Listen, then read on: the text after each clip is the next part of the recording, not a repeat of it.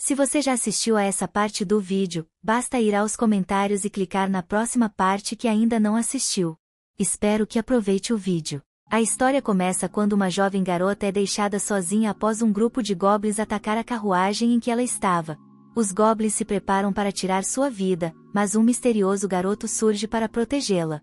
Anos depois, nosso protagonista, chamado Laou, é convidado a se juntar a um grupo liderado por uma garota. Todos ao redor ficam chocados ao saber que ela quer formar uma equipe com ele. Até o próprio Laou fica surpreso, então a garota aponta que o cartaz dele está claramente pedindo para recrutar pessoas para sua equipe. Ela insiste em se juntar a ele e declara ser uma artista marcial.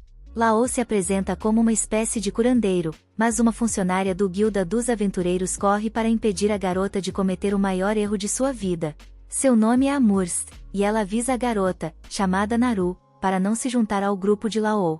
Amurst revela que Laou recebeu o apelido de L, o incompetente. Ele é um curandeiro, mas só conhece o feitiço básico de cura chamado Eal. Ele é um órfão do labirinto e, assim como as outras crianças sem pais, cresceu como aventureiro. No entanto, mesmo depois de todos esses anos, Laou não consegue usar nenhuma cura diária nem um feitiço de cura mais avançado. Ele é conhecido por todos como um fracasso completo de ser humano. Apesar de tudo, Laou conseguiu se juntar a um grupo chamado Espada Relâmpago, até que recentemente foi expulso por não saber usar magia de desintoxicação. Todos sabem o quão incompetente ele é, por isso ninguém o convida para formar equipes. Amurst avisa que Naru nunca ganhará dinheiro se formar uma equipe com Laou, mas Naru revela que já tem bastante dinheiro. Amurst entra em pânico ao ver a quantidade de dinheiro que Naru carrega e explica que a maioria dos aventureiros nesta cidade são gangster. Todos parecem bastante ameaçadores, então Amurst diz a Naru para nunca mostrar tanto dinheiro assim. Naru agradece gentilmente, e Amurst percebe que ela é nova nesse mundo de aventuras. Amurst se oferece para apresentar Naru a um bom grupo de iniciantes, mas diz que terá que cobrar por seus serviços. Para a surpresa de todos, Naru rejeita a oferta, pois está querendo se juntar ao grupo de Laou há muito tempo. Laou e Naru vão assinar os papéis para oficializar seu grupo, e Naru fica olhando fixamente para Laou, admirando-o por algum motivo e aliviada por finalmente reencontrá-lo. A garota estranha se assusta quando Laou pede que ela assine seu nome, mas logo se recompõe. Laou paga a taxa da guilda, e agora seu grupo está oficialmente formado. Do lado de fora, Laou explica que ninguém jamais explorou a parte mais profunda do labirinto de Mermit. Ainda há muitos mistérios lá dentro, e ninguém sabe quem são os chefes finais. Muitos aventureiros sonham em encontrar grandes riquezas dentro do labirinto, e por isso se reuniram na cidade de Marmet, tornando-a uma das maiores do país.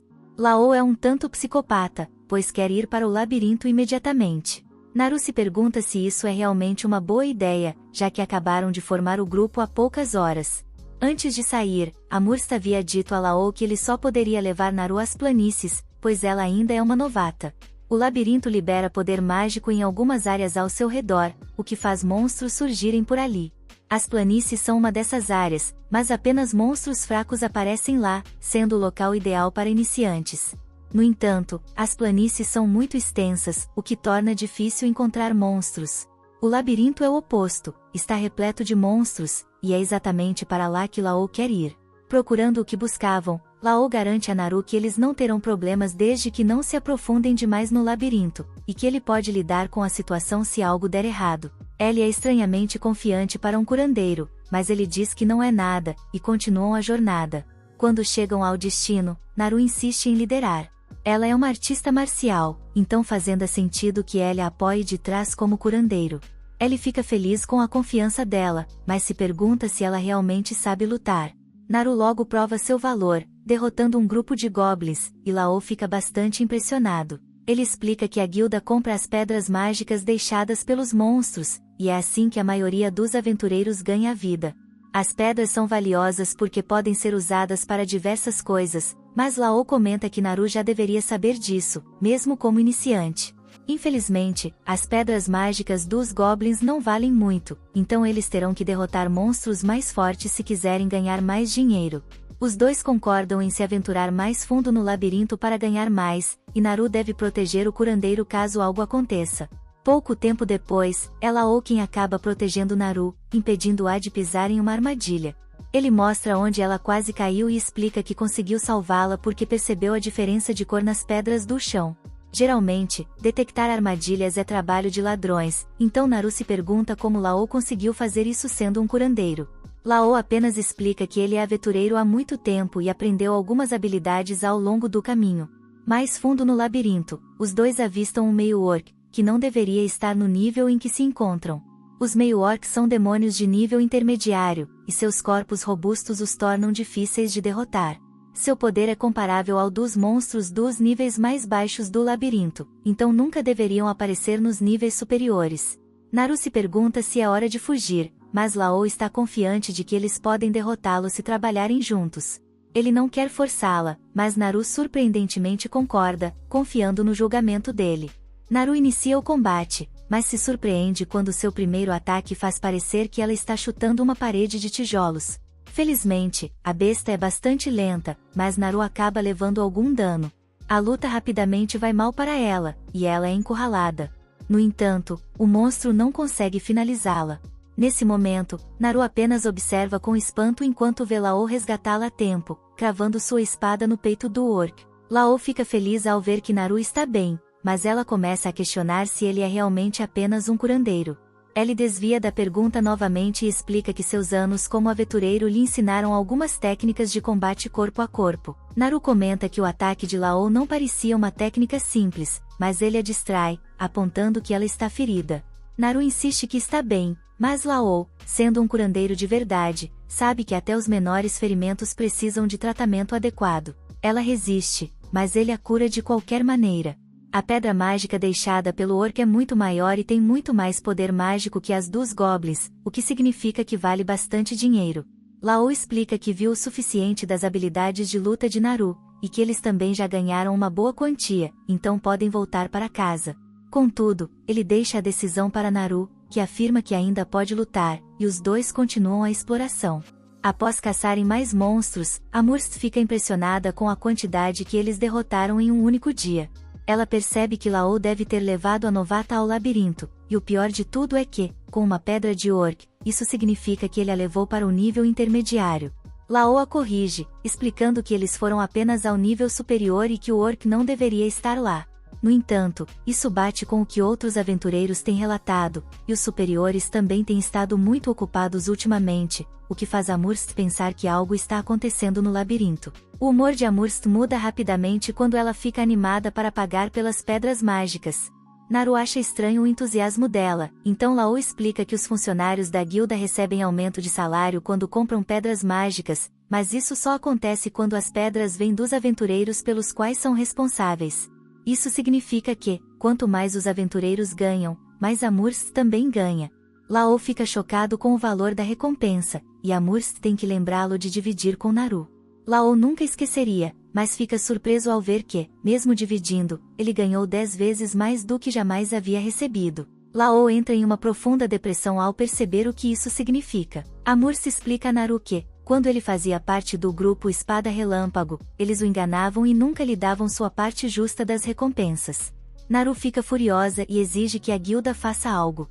A decisão cabe a Lao, mas ele decide seguir em frente, pois está feliz com seu novo grupo e quer esquecer o antigo. Os dois partem, mas um homem misterioso os observa de longe. Mais tarde, a gananciosa Amurst conta alegremente todo o dinheiro que ganhou, mas fica assustada quando o homem aparece. Ele é seu chefe, e só espera que Amurst não tenha ajudado Lao a encontrar um novo grupo. Amurst explica que não tem o poder de persuasão necessário para convencer alguém a se juntar ao grupo de Lao.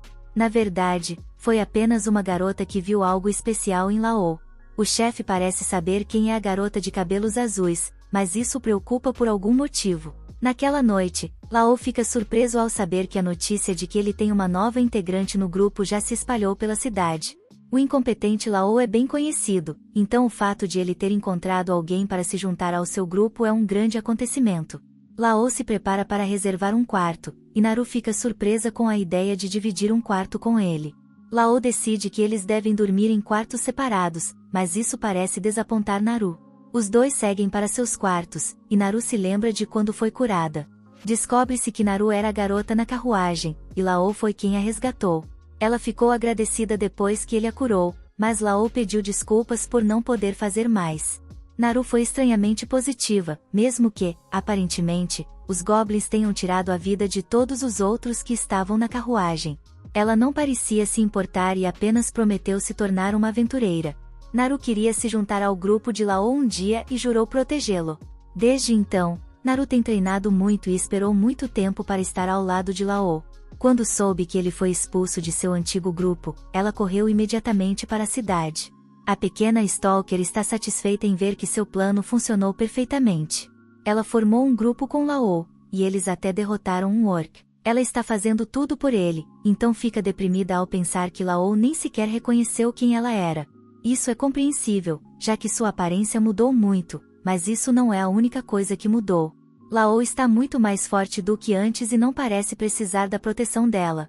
Naru sai de sua depressão rapidamente, lembrando-se de que prometeu proteger Laou, não importa o que aconteça. Renovada pela motivação, Naru se prepara para dormir, mas ainda há algo que não faz sentido para ela. Ela não consegue entender por que as pessoas chamam Laou de incompetente, quando ele na verdade é muito poderoso. Parte 2. Motivada, Naru se prepara para dormir, mas uma coisa ainda não faz sentido para ela. Ela não consegue entender por que as pessoas chamariam ele de incompetente, quando na verdade ele é muito poderoso. Ao relembrar, vemos como o antigo grupo de Ellie estava em péssimas condições após ser devastado por um terrível dragão. Ellie curou a garota, mas não conseguiu desintoxicá-la de seus males. Ele garantiu que o veneno desapareceria se ela apenas descansasse um pouco, mas isso a irritou. O grupo começou a desmoronar porque o líder precisava deles na luta, mas a garota não estava em condições de batalhar. A discussão continuou porque Ellie lhes disse que precisariam de antídotos, mas eles não podiam pagar por isso. O líder chamou Ellie de inútil e ordenou que a maga atacasse com toda a magia que tinha. Seu feitiço de bola de fogo apenas enfureceu ainda mais a besta aterrorizante, deixando o líder frustrado com a incompetência de todo o grupo. Ele percebeu que ninguém seria capaz de liderar um grupo de perdedores, então recuou, recomendando que todos fizessem o mesmo. A maga fugiu imediatamente e Ellie ajudou a garota ferida. Depois disso, Ellie foi expulso do grupo Espada Relâmpago. Ele foi responsabilizado pelo fracasso em derrotar a Hidra e foi expulso por ser um curandeiro falho. Ellie apontou que, na verdade, eles falharam porque haviam festejado na noite anterior, mas isso só gerou mais discussões. O líder decidiu que a maga deveria escolher quem era o culpado, mas ela ficou intimidada e a culpa recaiu sobre Ellie. De volta ao presente, Ellie acorda pensando que essa não foi a primeira vez que algo assim aconteceu com ele. 6 anos atrás, o título de curandeiro mais incompetente de Ellie já era bem conhecido. No entanto, ele nunca desistiu de querer se tornar um grande aventureiro. Um grupo ofereceu a ele uma oportunidade de se juntar, e Ellie aceitou ansiosamente. Infelizmente, descobriu-se que eles não precisavam de um curandeiro, o que queriam era alguém para servir de isca viva para atrair a atenção dos monstros. Era comum que órfãos de labirinto como Ellie fossem usados como isca viva, mas ele nem mesmo era bom nisso, e o grupo acabou eliminado. Ellie sempre odiou a dor e desprezava a morte, mas quando viu uma jovem garota em perigo, colocou tudo isso de lado. Até hoje, Ellie não sabe por que decidiu ajudá-la. Ele lutou contra os goblins o melhor que pôde, mas acabou sendo derrubado. Quando acordou, percebeu que não foi ele quem salvou a garota, foi um grupo de cavaleiros. Isso o fez acreditar que continuava sendo incompetente. No entanto, essa não era a visão da garotinha. Ela agradeceu a Ellie, pois, se não fosse por ele, eles não teriam sobrevivido tempo suficiente para a ajuda chegar. Ellie a curou, mas a garota ficou horrorizada ao ouvir como ele era maltratado. Sua simpatia a fez chorar por Ellie, e ela tomou uma decisão, jurou se tornar uma aventureira para se juntar a Ellie e protegê-lo. A garota era de uma família nobre, o que significava que nunca poderia ser uma aventureira. Ellie sabia disso, mas suas palavras o encorajaram, e ele decidiu continuar tentando se tornar um grande aventureiro. Eventualmente, ele encontrou um mentor e começou a treinar. Ele aprendeu apenas as técnicas de cura mais básicas, mas também adquiriu muitas outras habilidades essenciais para aventureiros. Com o tempo, Ellie ganhou confiança de que havia se tornado um grande aventureiro, e foi então que se juntou ao grupo Espada Relâmpago. Ellie acredita a garotinha o fato de não ter desistido de se tornar um aventureiro, já que as palavras dela o impediram de abandonar esse sonho. Ele pensou nela agora porque estava considerando desistir novamente, após ter sido expulso do grupo Espada Relâmpago. Ellie, porém, está feliz por não ter desistido, pois, se o tivesse feito, nunca teria conhecido Naru. Logo, Naru o procura, e os dois vão tomar café da manhã. Depois, seguem para o labirinto, onde planejam explorar ainda mais profundamente.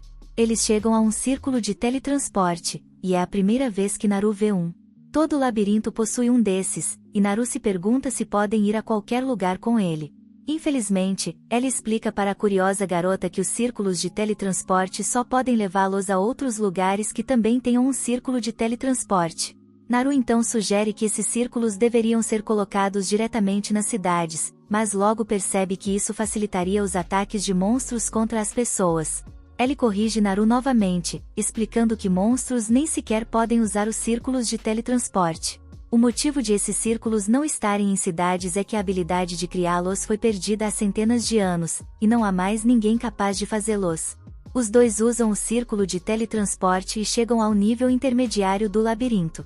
Os monstros que aparecem ali são muito poderosos, então terão que ser cuidadosos.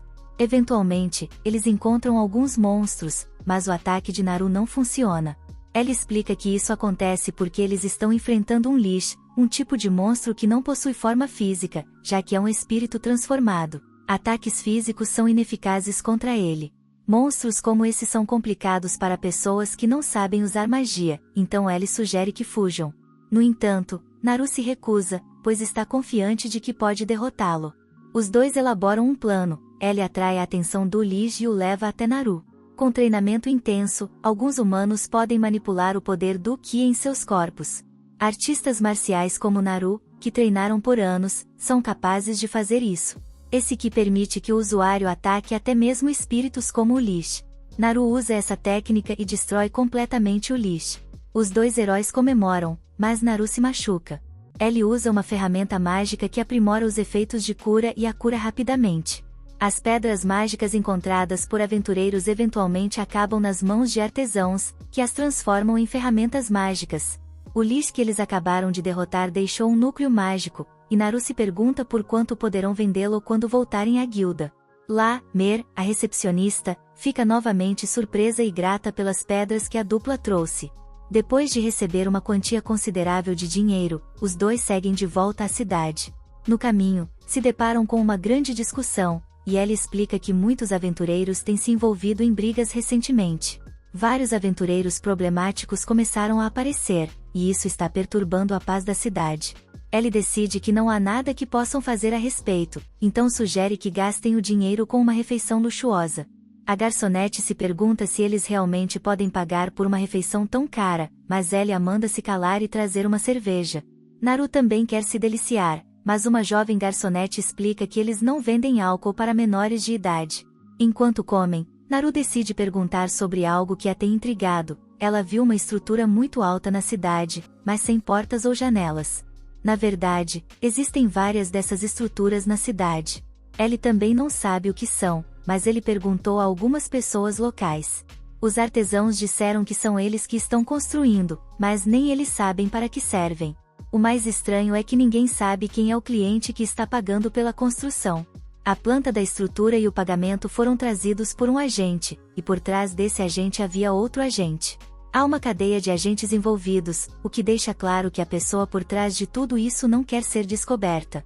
As estruturas não estão realmente incomodando ninguém, então as pessoas não questionam muito. Ellie acha que deveriam estar construindo uma muralha ao redor da cidade, mas Naru prefere a cidade do jeito que está. Ellie aponta que eles ficam vulneráveis a uma invasão, mas Naru, surpreendentemente, diz que não há necessidade de proteção. Há mais aventureiros nesta cidade do que em qualquer outra que ela já viu, então ladrões e monstros não teriam chance em caso de uma invasão. Mais tarde, os dois se preparam para dormir. Naru quer dizer algo a Ellie, mas acaba desistindo. Ela pensa sobre como queria dividir o quarto com ele, mas simplesmente não consegue dizer isso.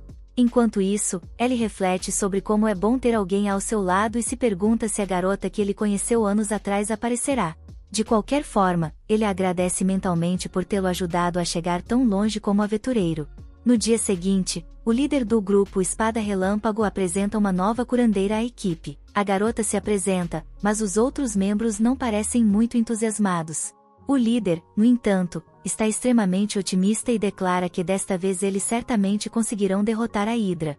Em outro lugar, um homem misterioso é informado de que alguém chamado Bela Adormecida está em uma determinada cidade. Anson é quem dá essa informação e revela que a Bela Adormecida se juntou a Ellie. O homem fica preocupado porque estão ficando sem tempo, então Anson deve expulsar Ellie da cidade imediatamente. Parte 3. O grupo espia à distância a Hydra que os derrotou antes, enquanto planejam seu novo ataque. O líder está ansioso para vingar a derrota anterior e explica aos outros que ele e a curandeira irão atacar de frente, enquanto o ladino se esgueira por trás e o mago os apoia com magia. Lyra, a recém-recrutada curandeira do grupo, rejeita a ideia, dizendo que não pode ser esperada para lutar na linha de frente. Isso surpreende o resto do grupo, pois seu antigo curandeiro era mais que capaz de assumir esse papel. Isso choca ainda mais Lyra quando o grupo aponta que Laô foi quem conseguiu cortar a cabeça da Hydra na última batalha. Não é justo esperar que Lyra se compare a ele, então o líder a instrui a ficar para trás, focando apenas em curar e lidar com venenos. O líder está determinado a ser vitorioso, mesmo sem Laô. De um jeito ou de outro, a Hydra será derrotada. Enquanto isso, no salão da guilda, La e Naru estão entregando mais um impressionante saque da masmorra. Amurs se pergunta se todas essas riquezas realmente vêm dos níveis inferiores e se os dois estão se arriscando desnecessariamente. No entanto, R garante a ela que o pequeno grupo Twan está jogando com segurança nos níveis mais fáceis da masmorra. Amurs sugere que eles aumentem o tamanho do grupo e, com isso, também aumentem os lucros. Suas intenções não são nada altruístas, pois isso também beneficiaria seus próprios bolsos. La concorda que pode ser uma boa ideia, mas decide que agora não é o momento certo, pois está satisfeito com a situação atual. Eles coletam seus ganhos e percebem que, com o dinheiro que têm agora, podem alugar sua própria casa. A maioria dos grupos bem-sucedidos aluga casas como seus quartéis generais, guardando tesouros e itens valiosos que não seriam adequados para um simples apartamento. Além disso, como Amurs diz, um hotel barato não é lugar para o verdadeiro amor florescer entre os membros do grupo. Enquanto Naru sonha com todas as possibilidades, La se lembra de seu antigo quartel e de como foi forçado a dormir em um depósito apertado. La tenta se manter positivo, mas sua jornada não foi fácil. Falando em dificuldades, a equipe da Espada Relâmpago também está enfrentando problemas. A luta deles com a Hydra foi péssima, para dizer o mínimo. Machucados e exaustos após a expedição fracassada, o time está frustrado com o fracasso, pelo menos aqueles que ainda conseguem ficar de pé. Marilis está furioso e confuso, socando a mesa enquanto tenta entender por que não conseguem derrotar a Hydra. Enquanto isso, Lyra está ocupada desintoxicando a ferida de Amira, enquanto os outros discutem. Eles logo começam a perceber que talvez Ellie, o curandeiro inútil que reclamava mas obedecia, tenha sido mais útil do que pensavam. Margaluz decide que terá que pedir para ela voltar ao time, afinal, quem poderia recusar o convite de se juntar à ilustre Espada Relâmpago? Pouco depois, Lyra é acordada por Amira, que está se sentindo muito melhor após ser curada.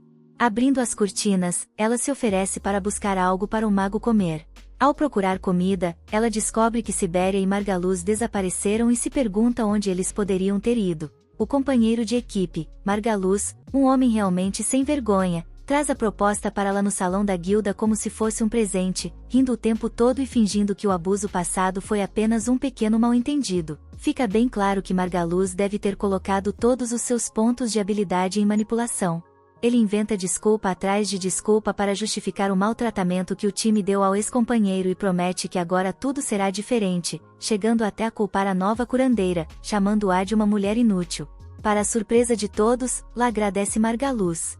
Mas, antes que mais alguma palavra seja dita, Naru, que ouviu tudo, não aguenta mais e corre para intervir.